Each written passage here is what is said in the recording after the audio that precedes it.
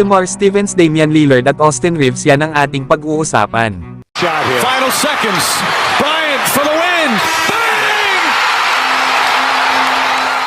May bagong player na naman ang Boston Celtics. Ito nga ay si Lamar Stevens na nag-sign ng 1-year deal sa Boston. Isa nga itong power forward na huling naglaro sa Cleveland Cavaliers last season. At dito nga ay nakapag-average ito ng 5 points at 3 rebounds. Na meron naman itong 44% sa field goal sa 18 minutes per game. Isa nga itong maaasahang perimeter defender. Na-wave nga lang ito sa San Antonio Spurs matapos ang ginawang 3-team trade ng Cleveland Cavaliers. Na magandang addition naman ito para sa Boston Celtics na lalong magpapalakas ng kanilang depensa.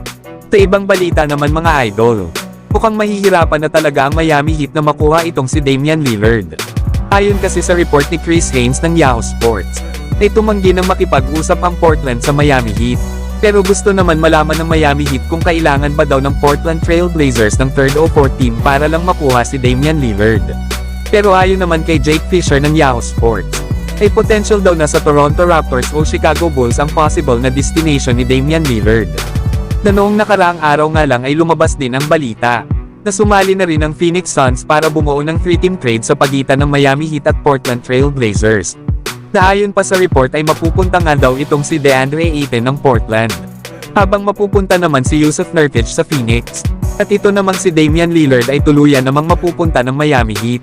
Na panigurado na may mga kasama pa yung lottery picks para pumayag din ang Portland sa nasabing 3-team trade na ito. Kaya sa huli ay naiipit din talaga dito ang Portland Trail Blazers. Kapag kasi sa ibang team nila trinade si Damian Lillard, ay magre-request lang daw ito ulit ng trade papuntang Miami Heat. Kaya kinakailangan talaga dito ng Portland na humanap pa ng 3rd o 4th team. Para tumulong sa kanila upang masatisfied sila sa mga players at lottery picks na possible nilang makuha kapalit ni Damian Lillard. Kaya abangan na lang natin mga idol, kung saan nga bang mapupuntang team itong si Lillard bago magsimula ang regular season. At para naman sa huling pag-uusapan natin mga idol, Austin Reeves pinasaya naman ng mga bata nang pumunta ito sa isang basketball camp. At dito nga ay nagpa-picture ang mga bata kay Austin Reeves at nagbigay pa ito ng kanyang signature. Tinamahan nga din at tinuruan nga din ni Austin Reeves ang mga bata na nag-aaral pa lang mag-basketball.